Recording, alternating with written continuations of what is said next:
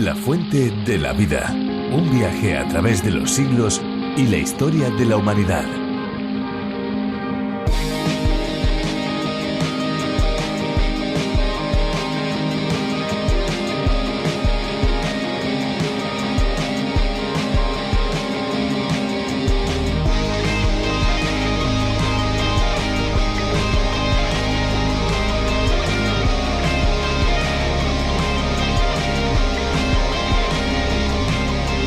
Escuche algunas curiosidades del agua. El agua disuelve más sustancias que cualquier otro líquido. Cuando una persona siente sed es porque ha perdido más del 1% del total de agua de su cuerpo. Un solo grifo que gotea desperdicia más de 75 litros de agua por día. Aquí estamos una vez más preparados para disfrutar de un programa especial, un programa único, diferente y a disposición de todos. Esto es La Fuente de la Vida. ¿Qué tal, amigos? ¿Cómo están? ¿Cómo se encuentran? Les habla Esperanza Suárez y les doy una cordialísima bienvenida. Pues me hago la pregunta, ¿qué hace de la Biblia un libro tan especial? Sencillamente se trata de un conjunto de documentos reconocidos como la palabra de Dios porque fueron escritos por autores inspirados por el propio Creador. Son 66 libros, más de 1000 capítulos escritos a lo largo de varios siglos, pero con un único mensaje coherente y verdadero. La Fuente de la Vida proporciona un medio de aprendizaje profundo de la palabra de Dios. Está en el aire desde hace varias décadas y llega a más de 80 países con sus respectivos idiomas. Qué bueno es saber que las versiones en castellano también están alcanzando a personas de otras procedencias. Tenemos oyentes de Costa Rica, de Uruguay, de Argentina, de Ecuador, de México y hasta de Canadá. Muchísimas gracias por los mensajes que desde estos lugares nos están enviando. Cada día estamos tomando decisiones. A veces son decisiones en cierta manera intrascendentes y casi las tomamos inconscientemente, como por ejemplo qué ropa me pongo, qué comida elegiré como menú, por qué camino regreso hoy a casa y un largo etcétera. Pero hay otras decisiones que son tan trascendentes que bien haríamos en utilizar la cautela necesaria a la hora de decidir. La Biblia, la palabra de Dios, nos ayuda en la mayor parte de nuestras decisiones porque nos provee de una guía fiable, una guía segura para saber que eso que decidimos es lo que debemos hacer. Por eso no nos equivocamos cuando seguimos el planteamiento que ella nos provee. La Biblia es como una lámpara a nuestros pies, como una señal luminosa en nuestro camino. De hecho, hasta el más torpe, si anda bajo sus principios y sus indicaciones, siempre tomará sabias decisiones. Así es, Esperanza. Y también podríamos decir que es como una brújula o, ¿por qué no?, como un GPS que sí, en este caso, nos lleva a la dirección correcta. Ahora vamos a la exposición de hoy que nos ayudará, sin duda, a tomar decisiones sabias, porque de eso se trata. Estaremos meditando sobre las promesas que Dios hace a Abraham. Nos vamos a los capítulos 15 y 16 del Génesis y hacemos allí una particular parada. Vamos allá. La Fuente de la Vida. Génesis capítulo 15, versículo 6 al capítulo 16, versículo 5. En nuestro programa anterior habíamos considerado al capítulo 15 como uno de los más importantes de la Biblia. Volvamos a leer el versículo 6, al que señalamos como uno de los más destacados de las Sagradas Escrituras. Y Abraham creyó en el Señor, y él se lo reconoció por justicia.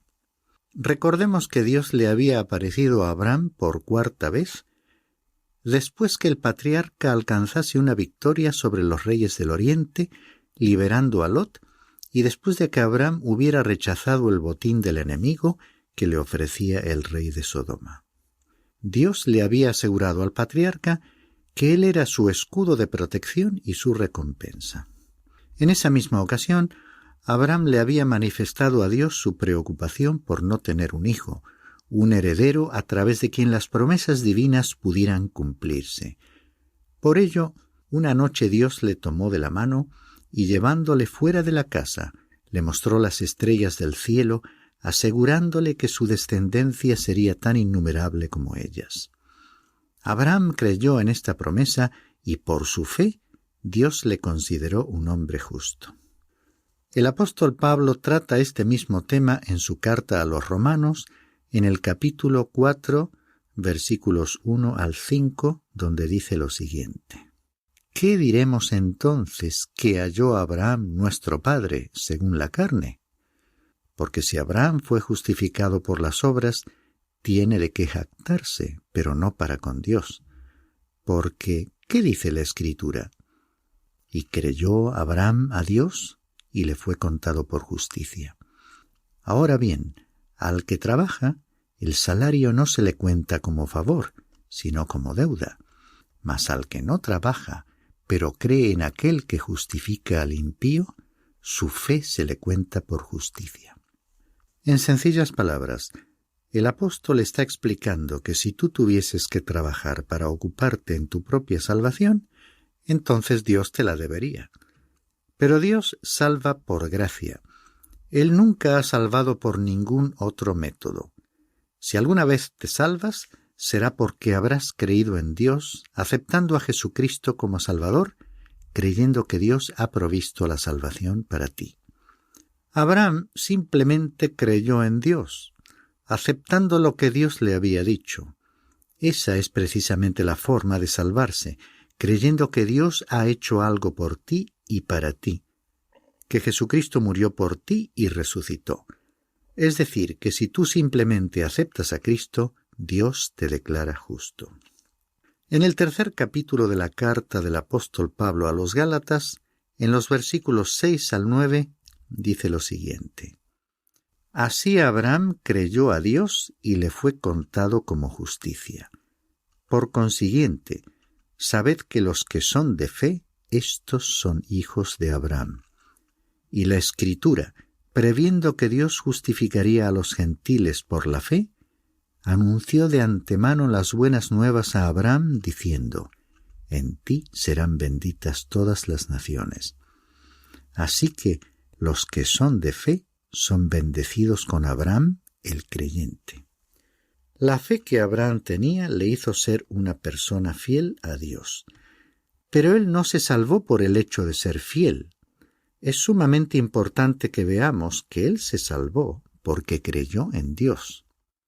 Continuamos nuestro estudio con el pacto de Dios con Abraham, para lo cual leeremos los versículos 7 al 10. Y le dijo: Yo soy el Señor que te saqué de Ur de los Caldeos para darte esta tierra para que la poseas. Y él le dijo: Oh Señor Dios, ¿cómo puedo saber que la poseeré? Él le respondió: Tráeme una novilla de 3 años, una cabra de 3 años, un carnero de 3 años, una tórtola y un pichón. Él le trajo todos estos y los partió por la mitad y puso cada mitad enfrente de la otra, mas no partió las aves. Después de escuchar la promesa de la concesión de la tierra para él y sus descendientes, Abraham deseó tener una confirmación, y entonces Dios le dijo a Abraham que preparase un sacrificio de acuerdo con las instrucciones que acabamos de leer. Esa era la forma legal de formalizar un contrato en aquellos tiempos. Era la ceremonia equivalente a lo que en la actualidad consistiría en un trámite ante un tribunal de justicia o ante un notario. En el libro del profeta Jeremías, capítulo 34, versículo 18, encontramos una referencia a esta costumbre que prevalecía no solo en aquella tierra, sino entre otros pueblos de la época. Y entregaré a los hombres que han transgredido mi pacto, que no han cumplido las palabras del pacto que hicieron delante de mí, cuando cortaron en 2 el becerro y pasaron entre los pedazos. El método, entonces, consistía en dividir los animales del sacrificio y luego las 2 partes contratantes formalizaban el contrato pasando entre los trozos de los animales, simbolizando el juicio que caería sobre ellos si violaban el acuerdo. Si continuamos con nuestra lectura, veremos que una vez preparado el sacrificio, Abraham se dispuso a esperar. También, al continuar con nuestra lectura, veremos lo que sucedió mientras Abraham esperaba. Y las aves de rapiña descendían sobre los animales sacrificados pero Abraham las ahuyentaba. Y sucedió que a la puesta del sol un profundo sueño cayó sobre Abraham, y he aquí que el terror de una gran oscuridad cayó sobre él.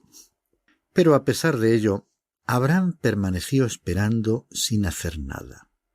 Después de todo, no se esperaba que él hiciera algo, pues era Dios quien había prometido hacer algo. Aquel no era un contrato como los otros, con responsabilidades para ambas partes. Era más bien un compromiso, un pacto unilateral por parte de Dios. Y como Abraham lo creyó, aunque paralizado por la escena que estaba contemplando, su actitud fue de expectativa. Esto es precisamente lo que ocurrió hace más de 2000 años cuando Dios envió a su Hijo. El Evangelio según Juan, en el capítulo 3, versículo 16, lo expresa de la siguiente manera: porque de tal manera amó Dios al mundo, que dio a su Hijo unigénito, para que todo aquel que cree en él no se pierda, mas tenga vida eterna. Ninguno de nosotros se encontraba allí cuando Jesucristo murió en la cruz por nuestros pecados, los tuyos y los míos. Paralizados por el pecado, por todo aquello que nos aleja de Dios, no podíamos hacer ni prometer nada como para corresponder con promesas u obras a lo que Dios estaba haciendo en la cruz. Todo acuerdo o contrato que hubiese dependido de nuestras promesas o acciones hubiera quedado roto por nuestra incapacidad e insuficiencia. Pero Dios había prometido llevar a cabo su parte y efectivamente la cumplió. Y todo lo que Dios pide es que el ser humano solo haga una cosa: creer en Él, aceptando su obra de salvación. Se cuenta de una madre escocesa que había enviado a su hijo lejos a estudiar en una universidad. Pasado un tiempo su hijo regresó y frecuentemente manifestaba a su madre que no creía absolutamente en nada. Un día, a la hora del desayuno, la madre habló entonces con su hijo, contándole lo que Dios había hecho en su vida y cuán segura se encontraba de su salvación. Como el joven era muy escéptico, las palabras de su madre no le provocaron mayor reacción. Solo le preguntó: ¿cómo sabes que eres salva? Después de todo, ¿qué importancia tiene tu alma? Y continuó hablándole sobre la inmensidad del universo, de cómo Dios no la podría tener a ella en cuenta y de que por lo tanto era imposible que ella pudiera tener la seguridad de su salvación. Ella no respondió nada mientras seguía sirviéndole el desayuno.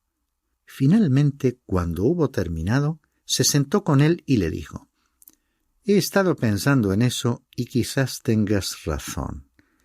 Puede que mi pequeña alma no represente mucho ante la inmensidad del universo que Dios tiene que controlar, y probablemente Él no me eche de menos.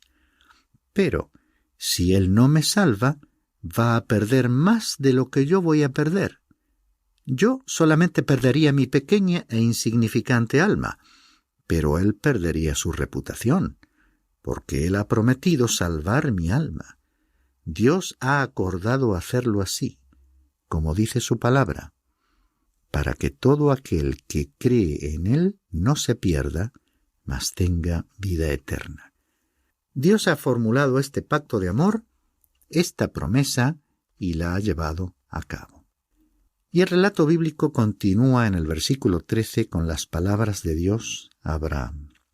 Y dijo Dios a Abraham: ten por cierto que tus descendientes serán extranjeros en una tierra que no es suya, donde serán esclavizados y oprimidos 400 años.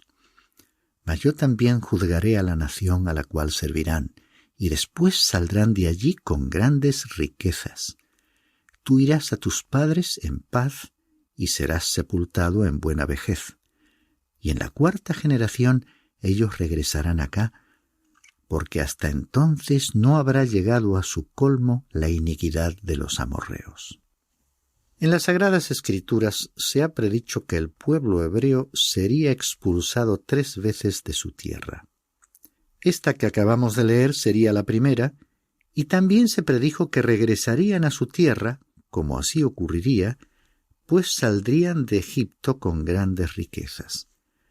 Aunque Abraham no viviría para verlo. Avanzando aún más en la historia, el pueblo israelita sería nuevamente expulsado y llevado en cautividad a Babilonia, de la cual también regresarían. Y posteriormente, en el año 70 de nuestra era cristiana, Jerusalén sería finalmente destruida por los romanos, siendo el pueblo dispersado por tercera vez. Volviendo a este pasaje bíblico, es como si Dios le estuviese diciendo a Abraham: no te puedo instalar ahora en esta tierra porque también amo a los amorreos y quiero darles una oportunidad de volver a mí. Es así que Dios le dio al pueblo de los amorreos 400 años, un período de tiempo ciertamente extenso para que estableciesen una relación con Él. Y la única persona que creería en Dios sería una mujer cananea llamada Rahab, una ramera de la ciudad de Jericó. Por eso decimos que todo lo que Dios pide a los seres humanos de todas las épocas es que crean. Por ello les concedió a los amorreos ese período, para que pudiesen reconocer a Dios creyendo en Él. Leamos ahora el versículo 17 para ver el desenlace de la espera de Abraham ante el sacrificio que había preparado. Y aconteció que cuando el sol ya se había puesto, hubo densas tinieblas, y he aquí apareció un horno humeante y una antorcha de fuego que pasó entre las mitades de los animales. Recordemos aquí lo que dijimos anteriormente sobre el antiguo ritual y su significado. Las dos partes que realizaban el mutuo acuerdo pasaban juntas entre las partes de los animales sacrificados y divididos, simbolizando el juicio que caería sobre ellos si violaban el acuerdo. Significativamente, en este pacto de Dios con Abraham, el patriarca no pasó entre los trozos de aquellos animales. Solamente Dios lo hizo porque este era un pacto unilateral, en el que Dios prometía algo que Él mismo llevaría a cabo. Aquí, el horno humeante nos habla de juicio, y la antorcha de fuego simboliza a Cristo, que es la luz del mundo. Leamos a continuación el versículo 18. En aquel día el Señor hizo un pacto con Abraham, diciendo: a tu descendencia he dado esta tierra, desde el río de Egipto hasta el río grande, el Éufrates. En esta descripción vemos cómo Dios señaló y estableció los límites de la tierra prometida a Abraham. El patriarca no prometió nada, ni tampoco se lo requirió Dios. Solo creyó en Dios. De la misma manera, Él te salvará por su gracia, si crees en lo que Él ha hecho por ti. El próximo capítulo, el 16, nos presenta un contraste brusco, porque en el capítulo 15 vimos a Abraham transitar por caminos elevados de fe y comunión con Dios. No debemos olvidar que él no era perfecto. Y en este nuevo capítulo le vemos en una recaída de su fe ante la situación en que intervinieron Sarai y Agar. Es así que podríamos hablar de la incredulidad de Abraham y Sarai. El capítulo nos relata también el nacimiento de Ismael. Leamos entonces el versículo 1 que nos introduce los acontecimientos de este capítulo 16. Y Sarai, mujer de Abraham, no le había dado a luz hijo alguno, y tenía ella una sierva egipcia que se llamaba Agar. En un programa anterior hicimos notar que Abraham había salido de Egipto trayendo cosas o personas que le producirían problemas. En la parte material llevó consigo grandes riquezas y a nivel personal una esclava egipcia. En relación con aquella mujer dice el versículo 2. Entonces Sarai dijo a Abraham: He aquí que el Señor me ha impedido tener hijos. Llégate, te ruego, a mi sierva. Quizá por medio de ella yo tenga hijos. Y Abraham escuchó la voz de Sarai. Lo que Sarai sugirió era una costumbre habitual en aquellos tiempos. Cuando una mujer no podía tener un hijo, se recurría a la concubina. Dios no aprobaba esas prácticas y en este caso fue una idea de Sarai que Abraham escuchó. Él fue más lejos y, cediendo su posición como líder de la familia, aprobó la sugerencia de ella. Los versículos 3 al 5 nos relatan lo que ocurrió. Y al cabo de 10 años de habitar Abraham en Canaán, Sarai, mujer de Abraham, tomó a su sierva Agar, la egipcia, y se la dio a su marido Abraham por mujer. Y él se llegó a Agar, y ella concibió, y cuando ella vio que había concebido, miraba con desprecio a su señora. Y Sarai dijo a Abraham: «Recaiga sobre ti mi agravio. Yo entregué a mi sierva en tus brazos, pero cuando ella vio que había concebido, me miró con desprecio. Juzgue el Señor entre tú y yo». Y así fue como la esclava egipcia se convirtió en la concubina de Abraham. Como esto estaba en contra de la voluntad de Dios, él no podía aceptar a la descendencia de Agar. Vemos que al recibir el desprecio de Agar, Sarai se dio cuenta de que había cometido un error. Y todo comenzó porque Abraham y Sarai no habían confiado en Dios como debieran haberlo hecho. En ese momento, Abraham tenía 90 años de edad y Sarai 80. Quizás en algún momento llegaron a la conclusión de que realmente no iban a tener un hijo. El hijo que iba a nacer de Agar había sido fruto de la razón y la lógica humana, y no de la fe. Sus padres, ante una aparente imposibilidad humana y a pesar de la promesa recibida de Dios, se habían apresurado a obtener por medios humanos el resultado de aquella promesa. Las implicaciones morales que nosotros comprendemos al leer este pasaje no se encuentran especificadas en este texto concreto. Abraham y Sarai se habían formado en Ur de los Caldeos, donde esta práctica era común, por lo que ellos no apreciaron esas implicaciones morales. Puede que Sarai haya incluso pensado que como esa era la costumbre de la época, Dios iba a aprobarla. Pero esa no era la forma de actuar de Dios. Lo realmente grave es que ellos no confiaron en Dios. Por lo tanto, aunque al tomar a la esclava de Sarai, Abraham estaba actuando en contra de la voluntad de Dios, el mayor pecado consistió en su incredulidad, en su falta de fe y de confianza en Dios y en lo que Dios les había prometido. La Biblia registra fielmente estas y otras costumbres, pero ello no significa que Dios las apruebe. La Biblia está inspirada en el sentido de que constituye un relato verídico que nosotros debemos conocer, pero los relatos bíblicos incluyen muchas actitudes y eventos no aprobados por Dios. Precisamente, el Espíritu Santo que guió a los autores bíblicos permitió que conociésemos tanto los aciertos como los errores de los grandes personajes de la Biblia. La fe que les llevó a vencer ante cualquier circunstancia y la incredulidad que les hizo caer y fracasar. Al ver sus fallos, comprendemos que fueron falibles como nosotros. De su pecado y errores entendemos que todos nuestros actos tienen consecuencias. Y al ver a aquellos que alcanzaron por su fe y obediencia grandes victorias, reavivamos la esperanza, porque vemos cómo Dios levanta a los caídos, les ayuda a ponerse en pie para que con mayores fuerzas que antes puedan alcanzar una vida más plena y de gran riqueza espiritual. En los programas siguientes comprobaremos que en medio de las lamentables consecuencias de este error de Abraham y Sarai, la fe de ellos fue restaurada y la promesa de Dios se cumplió. No existe en este mundo una influencia mayor que la palabra de Dios para restaurar al ser humano.